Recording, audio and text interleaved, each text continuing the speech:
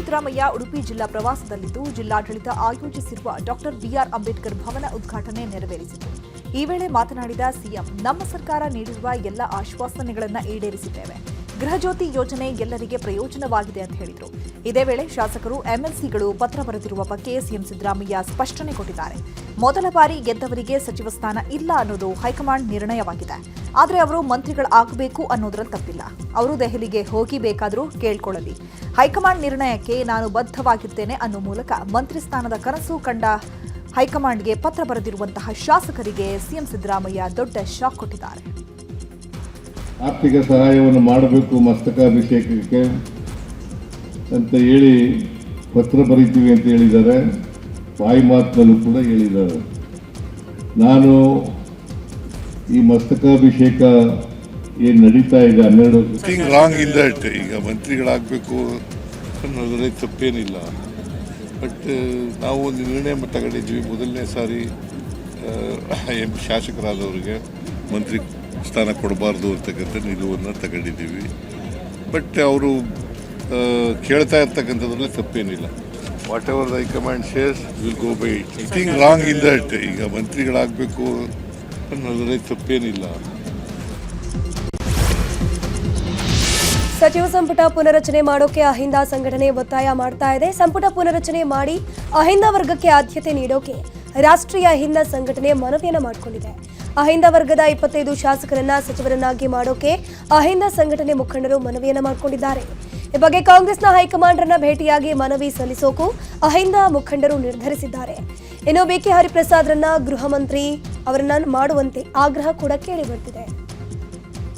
ಪಕ್ಷಕ್ಕೆ ಸುಮಾರು 35-40 ವರ್ಷದಿಂದ ಪ್ರಾಮಾಣಿಕ ಸೇವೆಯನ್ನು ಮಾಡ್ಕೊಂಡು ಬಂದಂಥ ಬಿಕೆ ಹರಿಪ್ರಸಾದ್ ಅವರು ಇರ್ಬೋದು, ಇಂಥ ಅನೇಕ ನಾಯಕರು ಇವರಿಗೆ ಪ್ರಾಮಾಣಿಕವಾಗಿ ಸ್ಥಾನಮಾನ ಸಿಗಬೇಕು. ಅವರು ಉತ್ತಮ ನಾಯಕರು. ಸಚಿವ ಸಂಪುಟದಲ್ಲಿ ಅಂಥವ್ರಿಗೆ ಗೃಹ ಖಾತೆ ಅಂತ ಖಾತೆಯನ್ನು ಕೊಟ್ಟಿದ್ದಕ್ಕರೆ ಈ ರಾಜ್ಯದಲ್ಲಿ ಒಬ್ಬ ದಕ್ಷ ಸಚಿವರಾಗಿ ಯಾವ ರೀತಿ ಆಡಳಿತ ಮಾಡಬೇಕು ಅನ್ನೋದನ್ನು ಅವರು ಮುಂದಿನ ಸಚಿವರಾಗುವಂಥವ್ರಿಗೆ ತೋರಿಸಿಕೊಡ್ತಾರೆ. ಅವರು ಯಾರು ಬಿಕೆ ಹರಿಪ್ರಸಾದ್ ಸಾಹೇಬ್ರಂಥವ್ರು.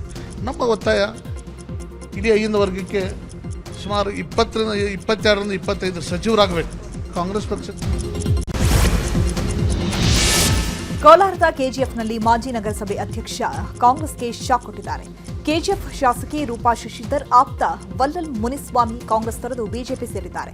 ಶಾಸಕಿ ರೂಪಾ ಶಶಿಧರ್ ಜೊತೆಗೆ ಅಸಮಾಧಾನ ಹಿನ್ನೆಲೆ ಕಾಂಗ್ರೆಸ್ ತೊರೆದು ಬಿಜೆಪಿ ಸೇರ್ಪಡೆಯಾಗಿದ್ದಾರೆ. ಬಿಜೆಪಿ ರಾಜ್ಯಾಧ್ಯಕ್ಷ ಬಿವೈ ವಿಜಯೇಂದ್ರ ಸಮ್ಮುಖದಲ್ಲಿ ಬಿಜೆಪಿ ಸೇರ್ಪಡೆ ಆಗಿದ್ದು, ಮಾಜಿ ಸಂಸದರು, ಮಾಜಿ ಶಾಸಕರು ಉಪಸ್ಥಿತರಿದ್ದರು. ಇನ್ನು ಕಾಂಗ್ರೆಸ್ನಲ್ಲಿ ಕುರ್ಚಿ ಕಚ್ಚಾಟ ಮುಂದುವರೆದಿದೆ. ಈ ಬಗ್ಗೆ ರಾಯಚೂರಲ್ಲಿ ಶಾಸಕ ಬಸನಗೌಡ ಪಾಟೀಲ್ ಯತ್ನಾಳ್ ಪ್ರತಿಕ್ರಿಯೆ ಕೊಟ್ಟಿದ್ದಾರೆ. ಕಾಂಗ್ರೆಸ್ನಲ್ಲಿ ಇವರಿಬ್ಬರ ಜಗಳ ಮುಗಿಯೋದಿಲ್ಲ. ಸರ್ಕಾರ ಪತನ ಆಗೋ ಚಾನ್ಸ್ ಬಹಳ ಇದೆ. ಇನ್ನು ಕಾಂಗ್ರೆಸ್ನಲ್ಲಿ ದಲಿತ ಸಿಎಂ ಆಗುವುದು ಸಾಧ್ಯನೇ ಇಲ್ಲ. ಮಾಡೋದಿದ್ರೆ ಮಲ್ಲಿಕಾರ್ಜುನ ಖರ್ಗೆ ಅವರನ್ನ ಮೊದಲೇ ಮಾಡ್ತಿದ್ರು. ಅಲ್ಲೇ ಕೆಪಿಸಿಸಿ ಅಧ್ಯಕ್ಷ ಮಾಡಿದಾಗಲೇ ಎಸ್.ಎಂ. ಕೃಷ್ಣ ಅವರನ್ನ ಸಿಎಂ ಮಾಡಿದ್ರು. ಅಂದ್ರೆ ಖರ್ಗೆ ಅವರಿಗೆ ಮೋಸ ಮಾಡಿದ ಪಾರ್ಟಿಲಿ ದಲಿತರು ಎಲ್ಲಾಗ್ತಾರೆ ಸಿಎಂ. ಇನ್ನು ಇವರಿಬ್ಬರೇ ಜಗಳ ಆಡ್ತಿದ್ದಾರೆ. ಸಿದ್ದರಾಮಯ್ಯ ಬಿಡೋದಿಲ್ಲ, ಡಿಕೆ ಶಿವಕುಮಾರ್ ಕೇಳಲ್ಲ. ಇನ್ನು ಪಾಪ ನಮ್ಮ ಪರಮೇಶ್ವರ್ ಇವರಿಬ್ರು ಜಗಳವಾದಾಗ ಏನಾಗತ್ತೆ ಅಂತ ನೋಡೋಣ ಅಂತ ವ್ಯಂಗ್ಯವಾಡಿದ್ದಾರೆ. ಏನು ರಿಸಲ್ಟು ನೋಡ್ರಿ, ಯಾವ ಕಾಂಗ್ರೆಸ್ನಾಗಂತೂ ದಲಿತ ಸೇಮ್ ಆಗೋದು ಸಾಧ್ಯನೇ ಇಲ್ಲ. ಮಾಡೋದಿದ್ರೆ ಮಲ್ಲಿಕಾರ್ಜುನ ಖರ್ಗೆ ಅವ್ರನ್ನೇ ಮೊದಲೇ ಮಾಡ್ತಾರೆ. ಖರ್ಗೆ ಅವ್ರ ಸೀನಿಯಾರಿಟಿ ಇತ್ತು. ಅವರು ಸಾಕಷ್ಟು ಸಲ 10-11 ಸಲ ವಿಧಾನಸಭಾ ಸದಸ್ಯರಾಗಿದ್ದರು. ಅವ್ರನ್ನ KPCC ಅಧ್ಯಕ್ಷ ಮಾಡಿದ್ರು. KPCC ಅಧ್ಯಕ್ಷರು ಮಾಡಿದಾಗನೇ ಮುಖ್ಯಮಂತ್ರಿ ಮಾಡಿದರೆ ಆಗ ಎಸ್.ಎಂ. ಕೃಷ್ಣ ಅವ್ರು ಮಾಡಿದರು. ಅಂದರೆ ಖರ್ಗೆ ಅವರಿಗೇ ಮೋಸ ಮಾಡೋದಂಥ ಪಾರ್ಟಿ. ಇನ್ನು ದಲಿತರು ಎಲ್ಲಿ ಆಗ್ತಾರೆ? ಇವರೇ ಇಬ್ಬರು ಜಗಳ ಹೇಳಕತ್ತಾರ. ಸಿದ್ದರಾಮಯ್ಯ ಬಿಡೋದಿಲ್ಲ, ಡಿ.ಕೆ. ಶಿವಕುಮಾರ್ ಕೇಳೋದಿಲ್ಲ. ಅಲ್ಟಿಮೇಟ್ ಏನು ರಿಸಲ್ಟು? ಇವರಿಬ್ಬರದೇ ನ್ಯಾಯ ಮುಗಿಯಲಾಗೈತೆ. ಮೂರನೇ ನ್ಯಾಯ ಎಲ್ಲಿ ಬರ್ತದೆ? ಎಲ್ಲಿ ಬರ್ತದೆ? ಅದು ಬರೋದೇ ಇಲ್ಲ, ಪ್ರಶ್ನೆನೇ ಬರೋದಿಲ್ಲ. ಪಾಪ ನಮ್ಮ ಪರಮೇಶ್ವರ್ ಅವ್ರು ಕೂತಾರ. ಇವರಿಬ್ಬರು ಜಗಳದಾಗ ಏನಾರು ಆಗ್ತಾ ಇರ್ತಾರೆ. ಇವರಿಬ್ಬರು ಆಗೋದಿಲ್ಲ. ಸರ್ಕಾರದ ಪತನ ಆಗುವಂಥ ಚಾನ್ಸಸ್ ಭಾಳ ಅದ. ರಾಜ್ಯದ ಪೊಲೀಸ್ ಸ್ಟೇಷನ್ಗಳಲ್ಲಿ ಸಬ್ ಇನ್ಸ್ಪೆಕ್ಟರ್ಗಳೇ ಇಲ್ಲ ಅಂತ ಎಚ್ಡಿಕೆ ಆರೋಪ ಮಾಡಿದ್ರು. ಇದೇ ವಿಚಾರವಾಗಿ ಗೃಹ ಸಚಿವ ಪರಮೇಶ್ವರ್ ಪ್ರತಿಕ್ರಿಯೆ ನೀಡಿದ್ದು, ಎಚ್ಡಿಕೆಗೆ ತಿರುಗೇಟು ಕೊಟ್ಟಿದ್ದಾರೆ. ಪಿಎಸ್ಐ ಹಗರಣ ಆಗಿದ್ದು ಯಾವಾಗ ಅನ್ನೋದು ಕುಮಾರಸ್ವಾಮಿ ಅವರಿಗೆ ಗೊತ್ತಿರಬೇಕಲ್ವಾ? 412 ಅಭ್ಯರ್ಥಿಗಳಿಗೆ ಅಪ್ರೂವಲ್ ಆಗಿದ್ರೂ ಕೂಡ ನಾವು ನೇಮಕಾತಿ ಮಾಡೋಕ್ಕಾಗಿರಲಿಲ್ಲ. ಇನ್ನೆರಡು ತಿಂಗಳಲ್ಲಿ 543 ಇನ್ಸ್ಪೆಕ್ಟರ್ಗಳು ಫೀಲ್ಡ್ಗೆ ಬರ್ತಾರೆ. ಅಲ್ಲಿನ ಐಜಿಗಳು ಯಾವ ಸ್ಟೇಷನ್ ಅಂತ ಡಿಸೈಡ್ ಮಾಡ್ತಾರೆ. ನಮ್ಮ ಇಲಾಖೆಯಲ್ಲಿ ಕಾನ್ಸ್ಟೇಬಲ್ ನೇಮಕಾತಿ ಎಲ್ಲ ಆಗಿದೆ ಅಂತ ಹೇಳಿದರು. 45 ಜನ ಸಬ್ ಇನ್ಸ್ಪೆಕ್ಟರ್ ಇಲ್ಲ, ಅದು ಅವ್ರಿಗೂ ಗೊತ್ತಿರಬೇಕಲ್ಲ. PSI ಸ್ಕ್ಯಾಮ್ ಯಾವಾಗಾಯಿತು? PSI 545 ಜನರದ್ದು ಸ್ಕ್ಯಾಮ್ ಆಯಿತು. ಅದಾದಮೇಲೆ ಅದರ ಪ್ರಯುಕ್ತ 402 ಬಂದು ಅಪ್ರೂವಲ್ ಆಗಿ ಬಂದರೂ ಕೂಡ ಅದನ್ನು ಮಾಡೋಕ್ಕಾಗಲಿಲ್ಲ. ಸೊ ಇವೆರಡನ್ನೂ ಮಾಡಿದ್ದೀವಿ. ಇನ್ನೊಂದು 2 ತಿಂಗಳಿಗೆ 545 ಜನ ಸಬ್ ಇನ್ಸ್ಪೆಕ್ಟರ್ಸ್ಗಳು ಫೀಲ್ಡಿಗೆ ಬರ್ತಾರೆ. ಅವರಾಗಲೇ ಟ್ರೈನಿಂಗಲ್ಲಿದ್ದಾರೆ. ಟ್ರೈನಿಂಗು ಮುಗಿಸ್ಕೊಂಡು ಈಗ ಅವ್ರನ್ನ ಸ್ಟೇಷನ್ಗಳಿಗೆ ಹಾಕ್ತಾಯಿದ್ದೀವಿ. ನಮ್ಮಲ್ಲಿ 7 ರೇಂಜ್ ಇದೆ. ಯಾವ್ಯಾವ ರೇಂಜಿಗೆ ಯಾರನ್ನ ಹಾಕಬೇಕು ಅಂತ ಈಗ ಆಗಲೇ ಹಾಕ್ಬಿಟ್ಟಿದ್ದೀವಿ. ಅವರು ಆ ರೇಂಜಿಗೆ ಹೋಗಬೇಕು. ಅದು ಒಂದು ಸಾರಿ ಆ ರೇಂಜಿಗೆ ರಿಪೋರ್ಟ್ ಆದಮೇಲೆ ಅಲ್ಲಿ ಯಾವ ಸ್ಟೇಷನ್ಗೆ ಅಂತ ಅವರು ಐಜಿಗಳು ಮಾಡ್ಕೊಳ್ತಾರೆ. ಇಲ್ಲ. ಈಗ ರಾಜ್ಯಕ್ಕೆ ಸಂಬಂಧಪಟ್ಟಂತಹ ಸುದ್ದಿಗಳು. ರಾಜ್ಯದಲ್ಲಿ ಬಾಕಿ ಇರುವ ಹುದ್ದೆಗಳನ್ನು ಭರ್ತಿ ಮಾಡುವಂತೆ ಆಗ್ರಹಿಸಿ ನಿನ್ನೆ ಧಾರವಾಡದಲ್ಲಿ ಉದ್ಯೋಗಾಕಾಂಕ್ಷಿಗಳು ಪ್ರತಿಭಟನೆ ಮಾಡಿದ್ದಾರೆ. ಈ ಕುರಿತಂತೆ ಬೆಂಗಳೂರಲ್ಲಿ ಗೃಹ ಸಚಿವ ಡಾಕ್ಟರ್ ಜಿ ಪರಮೇಶ್ವರ್ ಪ್ರತಿಕ್ರಿಯೆ ನೀಡಿದ್ದಾರೆ. ನೇಮಕಾತಿ ಮಾಡಿಕೊಳ್ಳಲು ನಾವು ತಯಾರಿ ಮಾಡಿಕೊಂಡಿದ್ದೇವೆ. ಸುಪ್ರೀಂ ಕೋರ್ಟ್ ಆದೇಶದ ಮೇರೆಗೆ ನಾವು ನೇಮಕಾತಿ ಮಾಡಿಕೊಳ್ತಾ ಇದ್ದೇವೆ. ಬಿಜೆಪಿ ಸರ್ಕಾರದ ಅವಧಿಯಲ್ಲಿ ಸದಾಶಿವ ಆಯೋಗ ತಯಾರಿ ಮಾಡಿತ್ತು. ನಾವು ಈಗ ಅದನ್ನ ಮಾಡಿದ್ದೇವೆ. ನೇಮಕಾತಿ ಮಾಡಲು ತಯಾರಿ ಮಾಡಿಕೊಂಡಿದ್ದೇವೆ. ರಾಜ್ಯಪಾಲರು ಅಂಕಿತ ಹಾಕಿದ ಬಳಿಕ ನೇಮಕಾತಿ ಮಾಡಿಕೊಳ್ತಿದ್ದೇವೆ ಅಂತ ಹೇಳಿದರು. ಇನ್ನು ಇದೇ ವಿಚಾರವಾಗಿ ಸಚಿವ ಪ್ರಿಯಾಂಕ್ ಖರ್ಗೆ, ದಿನೇಶ್ ಗುಂಡೂರಾವ್ ಕೂಡ ಪ್ರತಿಕ್ರಿಯಿಸಿದ್ದಾರೆ. ನೋಡಿ, ಭಾರತೀಯ ಜನತಾ ಪಾರ್ಟಿಯವರು ಅಧಿಕಾರದಲ್ಲಿದ್ದಾಗ ಅವರು ರೆಕ್ರೂಟ್ಮೆಂಟ್ ಮಾಡಲೇ ಇಲ್ಲ. ನಾವು ಇನಿಷಿಯಲಿ ಒಂದಷ್ಟು ರೆಕ್ರೂಟ್ಮೆಂಟ್ಸ್ ಎಲ್ಲ ಮಾಡಿದ್ದೇವೆ. ಈಗ ಇಂಟರ್ನಲ್ ರಿಸರ್ವೇಷನ್ನು ಅಂತೇಳಿ ಬಂದಂಥ ಸಂದರ್ಭದಲ್ಲಿ ಸುಪ್ರೀಂ ಕೋರ್ಟಿನ ಆದೇಶದ ಮೇಲೆ ಇಂಟರ್ನಲ್ ರಿಸರ್ವೇಷನ್ ಮಾಡೋದಕ್ಕೆ ಹಿಂದೆನೂ BJP ಸರ್ಕಾರದಲ್ಲೂ ಕೂಡ ಅವರು ಸದಾಶಿವ ಆಯೋಗನ ರಿಜೆಕ್ಟೇ ಮಾಡಿಬಿಟ್ರು. ನಾವು ಈಗ ಅದನ್ನು ಮಾಡಿದ್ದೇವೆ. ನೋಡಿ, ಈಗಲೂ ಕೂಡ ಭಾಳ ಸ್ಪಷ್ಟವಾಗಿ ಮುಖ್ಯಮಂತ್ರಿಗಳಿರ್ಬೋದು ಅಥವಾ ನಮ್ಮ ಸರ್ಕಾರ ಇರ್ಬೋದು, ಎಲ್ಲ ಹುದ್ದೆಗಳನ್ನು ಭರ್ತಿ ಮಾಡೋಕ್ಕೆ ಬದ್ಧರಾಗಿದ್ದೇವೆ. ವಿಶೇಷವಾಗಿ ನಮ್ಮ ಯುವಕರ ಏನು ಕಾಳಜಿ ಇದೆ, ಅವರ ತೊಂದರೆಗಳಿದೆ, ಅದನ್ನು ಸಂಪೂರ್ಣವಾಗಿ ನಮಗೆ ಅದರ ಅರಿವಿದೆ. ಅವ್ರ ಕಷ್ಟಗಳ ಅರಿವಿದೆ. ಹಿಂದೆ ಕೂಡ ನಾವು ವಿರೋಧ ಪಕ್ಷದಲ್ಲಿದ್ದಾಗ ಅವರಿಗೆ ಸ್ಪಂದಿಸಿದ್ವಿ. ಈಗಲೂ ಕೂಡ ಸರ್ಕಾರ ಜವಾಬ್ದಾರಿಯಾಗಿದೆ. ಆ ಜವಾಬ್ದಾರಿಯನ್ನು ನಾವು ನಿರ್ವಹಿಸ್ತಾ ಇದ್ದೀವಿ. ನಿಮ್ಗೆ ಗೊತ್ತಿರೋ ಹಾಗೆ ಇನ್ನು ಧಾರವಾಡದಲ್ಲಿ ಉದ್ಯೋಗಾಕಾಂಕ್ಷಿಗಳ ಧರಣಿ ವಿಚಾರಕ್ಕೆ ಸಂಬಂಧಪಟ್ಟಂತೆ ಉಡುಪಿಯಲ್ಲಿ ಸಿಎಂ ಸಿದ್ದರಾಮಯ್ಯ ಪ್ರತಿಕ್ರಿಯಿಸಿದ್ದಾರೆ. ಉದ್ಯೋಗ ಕೊಡಬೇಕು ಅನ್ನೋದು ನಮ್ಮ ಭರವಸೆ. ಈ ಬಗ್ಗೆ ಈಗಾಗಲೇ ಮಾತನಾಡಿದ್ದೇನೆ. ಯುವಕರಿಗೆ ಉದ್ಯೋಗ ಕೊಡ್ತೇವೆ. ಬಜೆಟ್ನಲ್ಲಿ ಈ ಬಗ್ಗೆ ಘೋಷಣೆ ಮಾಡ್ತೇವೆ ಅಂತ ಸಿಎಂ ಹೇಳಿದ್ದಾರೆ. ಕೊಡ್ತೀವಿ ಅಂತ ಉದ್ಯೋಗ ಕೊಡಬೇಕು ಅಂತಕ್ಕಂಥದ್ದು ನಮ್ಮ ಭರವಸೆ. ಉದ್ಯೋಗ ಕೊಡ್ತೀವಿ, ಬಟ್ ಒಳ ಮೀಸಲಾತಿ ಕಾರಣದಿಂದ ಕೊಡೋಕ್ಕಾಗಲಿಲ್ಲ. ಈಗ ಪ್ರಾರಂಭ ಮಾಡಿದ್ದೀವಿ. ಈ ಬಜೆಟ್ನಲ್ಲೂ ಕೂಡ ಘೋಷಣೆ ಮಾಡ್ತೀನಿ ನಾನು. ಉದ್ಯೋಗ ಕೊಡ್ತೀವಿ, ಹಂತವಾಗಿ ಭರ್ತಿ ಮಾಡ್ತೀವಿ. ಈಗ ಎಷ್ಟು ಖಾಲಿ ಇದ್ದಾವೆ, ಸುಮಾರು 2.5 ಲಕ್ಷಕ್ಕಿಂತ ಜಾಸ್ತಿ ಹುದ್ದೆಗಳು ಖಾಲಿ ಇದ್ದಾವೆ. ಅವನ್ನೆಲ್ಲ ಹಂತವಾಗಿ ಭರ್ತಿ ಮಾಡ್ತೀವಿ. ಉದ್ಯೋಗ ಕೊಡಬೇಕು. ಇನ್ನು ಧಾರವಾಡದಲ್ಲಿ ಪ್ರತಿಭಟನೆ ವಿಚಾರವಾಗಿ ಬಿಜೆಪಿಯ ರಾಜ್ಯಾಧ್ಯಕ್ಷ BY ವಿಜಯೇಂದ್ರ ಪ್ರತಿಕ್ರಿಯೆ ಕೊಟ್ಟಿದ್ದಾರೆ. ಬೆಂಗಳೂರಿನಲ್ಲಿ ಮಾತನಾಡಿದ ವಿಜಯೇಂದ್ರ, ಸರ್ಕಾರ ಕುಂಭಕರ್ಣ ನಿಧಿಯಲ್ಲಿದೆ. ಅಧಿಕಾರಕ್ಕೆ ಬಂದ 1 ವರ್ಷದಲ್ಲಿ ಖಾಲಿ ಹುದ್ದೆ ಭರ್ತಿ ಮಾಡ್ತೀವಿ ಅಂತ ಸರ್ಕಾರ ಹೇಳಿತ್ತು. 2.5 ಲಕ್ಷ ಸರ್ಕಾರಿ ಹುದ್ದೆಯನ್ನ ಭರ್ತಿ ಮಾಡ್ತೀವಿ ಅಂತ ರಾಹುಲ್ ಗಾಂಧಿ ಅವರು ಬೆಳಗಾವಿಯಲ್ಲಿ ಹೇಳಿದ್ರು. ಆದರೆ ಸಿಎಂ DCM ಕುರ್ಚಿ ಕಾಳಗದಲ್ಲಿ ಬ್ಯುಸಿಯಾಗಿ ಹೋಗಿದ್ದಾರೆ. ವಿದ್ಯಾರ್ಥಿಗಳನ್ನ ಮಾತನಾಡೋಕೆ ಇವರಿಗೆ ಇನ್ನೂ ಕೂಡ ಸಮಯ ಸಿಕ್ಕಿಲ್ಲ ಅಂತ ಕಿಡಿಕಾರಿದ್ರು.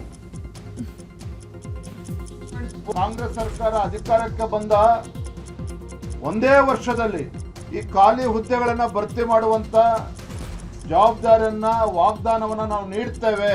ಕಾಂಗ್ರೆಸ್ ಪಕ್ಷ ಚುನಾವಣೆ ಸಂದರ್ಭದಲ್ಲಿ ಭರವಸೆಯನ್ನು ನೀಡಿದ್ರು. ಅಷ್ಟೇ ಅಲ್ಲ, ರಾಹುಲ್ ಗಾಂಧಿ ಅವರು ಸಹ ಸಾರ್ವತ್ರಿಕ ಚುನಾವಣೆ ಸಂದರ್ಭದಲ್ಲಿ, ವಿಧಾನಸಭಾ ಚುನಾವಣೆ ಸಂದರ್ಭದಲ್ಲಿ ಬೆಳಗಾವಿಗೆ ಬಂದಾಗ that 2.5 lakh government post lying vacant will be filled if Congress comes to power in Karnataka. ಇದು ಸ್ವತಃ ಇವತ್ತು ಮಾನ್ಯ ಮುಖ್ಯಮಂತ್ರಿ ಸಿದ್ದರಾಮಯ್ಯ ಸರ್ ನಿನ್ನೆ 56,000 ವೇಕೆನ್ಸಿ ಫಿಲ್ ಮಾಡ್ತೀವಿ ಅಂತ ಹೇಳಿದ್ದಾರೆ.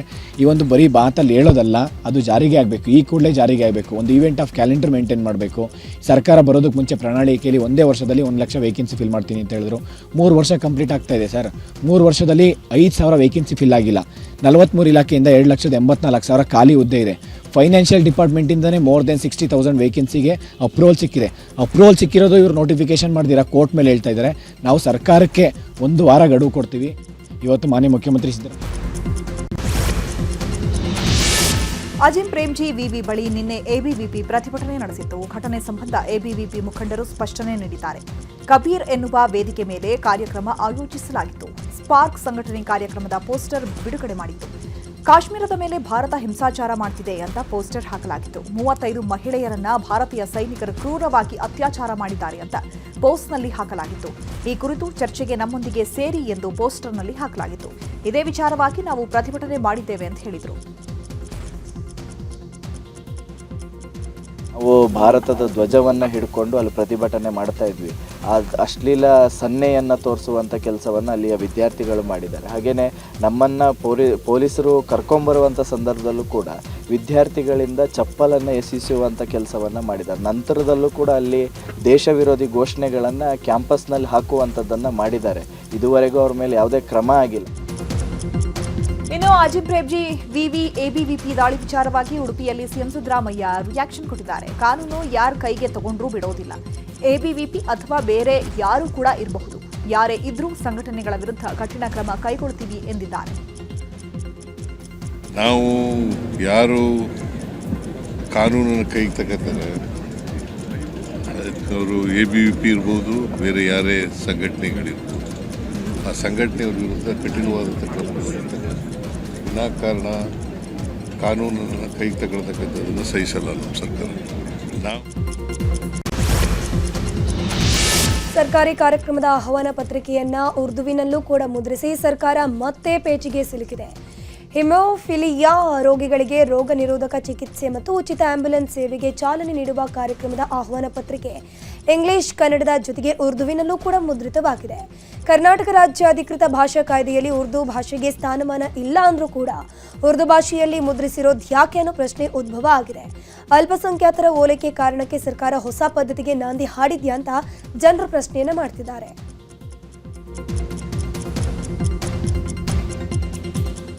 ಇನ್ನು ಇದೇ ವಿಚಾರವಾಗಿ ಸಚಿವ ದಿನೇಶ್ ಗುಂಡೂರಾವ್ ಪ್ರತಿಕ್ರಿಯೆ ಕೊಟ್ಟಿದ್ದು, ಉರ್ದು ಒಂದು ಭಾಷೆ ತಾನೇ, ಉರ್ದು ಓದೋರು ಇದ್ದಾರೆ, ಉರ್ದು ಪತ್ರಿಕೆ ಇದ್ದಾವೆ, ಮಾಹಿತಿ ಇದ್ರನ್ನೇ ಜಾಹೀರಾತು ಕೊಟ್ಟಿದ್ದೀವಿ ಅಷ್ಟೇ, ಬೇರೆ ಯಾವ ಕಾರಣವೂ ಇಲ್ಲ ಅಂತ ಸ್ಪಷ್ಟನೆ ನೀಡಿದ್ರು. ಕೂಡ ಹೋಗ್ತದೆ, ಅವ್ರು ಓದೋರು ಇದ್ದಾರೆ. ಉರ್ದು ಪತ್ರಿಕೆಗಳಿಲ್ವಾ? ನಮ್ಮ ಬೆಂಗಳೂರಿನ ರಾಜ್ಯದಲ್ಲಿ ಉರ್ದು ಪತ್ರಿಕೆಗಳಿಲ್ವಾ? ಇದೆ. ಸೊ ಏನಿದೆ ಅದರಲ್ಲಿ? ಈಗ ತಪ್ಪೇನಿದೆ ಅದರಲ್ಲಿ? ಏನು ಓಲೈಕೆ? ಈಗ ಹಿಂದಿಯಲ್ಲಿ ಬರೆದ್ರೆ ಹಿಂದಿ ಓಲೈಕೆನಾ? ಅಡ್ವರ್ಟೈಸ್ಮೆಂಟ್ ಜನರಿಗೆ ಮಾಹಿತಿ ಹೋಗಲಿ. ಸೊ ಮಾಹಿತಿಯನ್ನು ಜನರಿಗೆ ಮುಟ್ಟಿಸ್ಬೇಕು.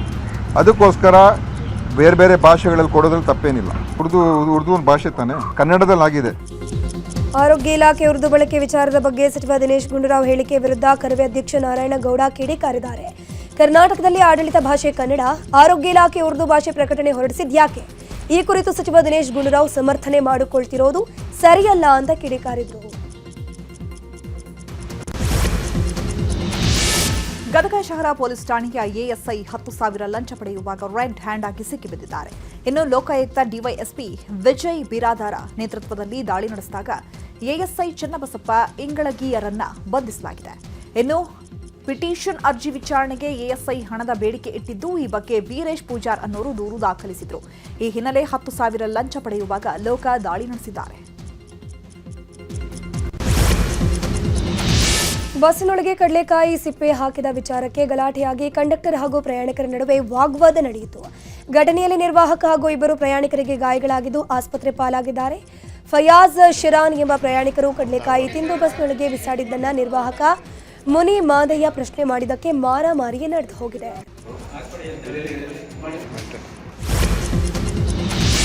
ಬಿಜೆಪಿಯಲ್ಲಿ ಈಗ ಬ್ಯಾನರ್ ವಾರ್ ಮುನ್ನೆಲೆಗೆ ಬಂದಿದೆ. ಉದ್ಯೋಗಾಕಾಂಕ್ಷಿಗಳ ಹೋರಾಟಕ್ಕೆ ಬಿಜೆಪಿ ಸಾಥ್ ನೀಡಿದ್ದು, ನಿನ್ನೆಯೂ ಪ್ರತಿಭಟನೆಯಲ್ಲಿ ಬಿಜೆಪಿ ನಾಯಕರು ಪಾಲ್ಗೊಂಡಿದ್ದರು. ಇನ್ನು ಹೋರಾಟದ ವಿಚಾರವಾಗಿ ಹಾಕಲಾಗಿದ್ದ ಬ್ಯಾನರ್ನಲ್ಲಿ ಬಿಜೆಪಿ ರಾಜ್ಯಾಧ್ಯಕ್ಷ ವಿಜಯೇಂದ್ರ ಫೋಟೋ ಕಾಣೆಯಾಗಿದೆ. ಮಾಜಿ ಸಿಎಂ ಬೊಮ್ಮಾಯಿ, ಕೇಂದ್ರ ಸಚಿವ ಪ್ರಹ್ಲಾದ್ ಜೋಶಿ, ವಿಪಕ್ಷ ನಾಯಕ ಛಲವಾದಿ ನಾರಾಯಣಸ್ವಾಮಿ, ಶಾಸಕ ಅರವಿಂದ್ ಬೆಲ್ಲದ್, ಪ್ರಧಾನಿ ಮೋದಿ, ಕೇಂದ್ರ ಸಚಿವ ಅಮಿತ್ ಶಾ, ಬಿಜೆಪಿ ರಾಷ್ಟ್ರೀಯ ಅಧ್ಯಕ್ಷ ನಿತಿನ್ ನಬೀನ್ ಇರೋ ಬ್ಯಾನರ್ ಹಾಕಲಾಗಿದೆ. ವಿಜಯೇಂದ್ರ ಫೋಟೋ ಬ್ಯಾನರ್ನಲ್ಲಿ ಇಲ್ಲದಿರೋದು ಇದೀಗ ಚರ್ಚೆಗೆ ಕಾರಣವಾಗಿದೆ.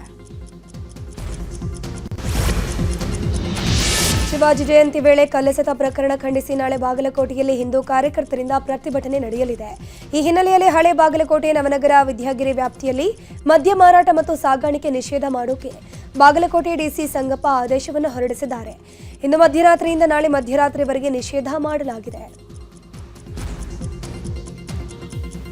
ಯಾದಗಿರಿಯ ಮಹಲ್ರೋಜಾ ಗ್ರಾಮದ ಮುತ್ಯ ಮಠದ ಸ್ವಾಮಿ ಮಲ್ಲಿಕಾರ್ಜುನ ಮುತ್ಯ ಅಪ್ರಾಪ್ತ ಬಾಲಕಿ ಜೊತೆಗೆ ಅನುಚಿತ ವರ್ತನೆ ಮಾಡಿರುವ ಆರೋಪ ಕೇಳಿಬಂದಿದೆ. ಈ ಹಿನ್ನೆಲೆ ರಾಜ್ಯ ಮಕ್ಕಳ ಹಕ್ಕುಗಳ ಆಯೋಗದಲ್ಲಿ ಸ್ವಯಂ ಪ್ರೇರಿತ ದೂರು ದಾಖಲಾಗಿದೆ. ಸೋಷಿಯಲ್ ಮೀಡಿಯಾದಲ್ಲಿ ವೈರಲ್ ಆಗ್ತಿದ್ದಂತೆ ಮಕ್ಕಳ ಹಕ್ಕುಗಳ ಆಯೋಗ ದೂರು ದಾಖಲಿಸಿಕೊಂಡಿದೆ.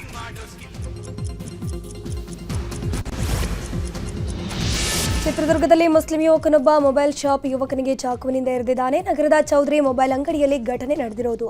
ವಿಕ್ರಮ್ ಚೌಧರಿ ಎಂಬಾತನ ಮೇಲೆ ಹಲ್ಲೆ ಮಾಡಿ ಆರೋಪಿ ಎಸ್ಕೇಪ್ ಆಗಿದ್ದಾನೆ.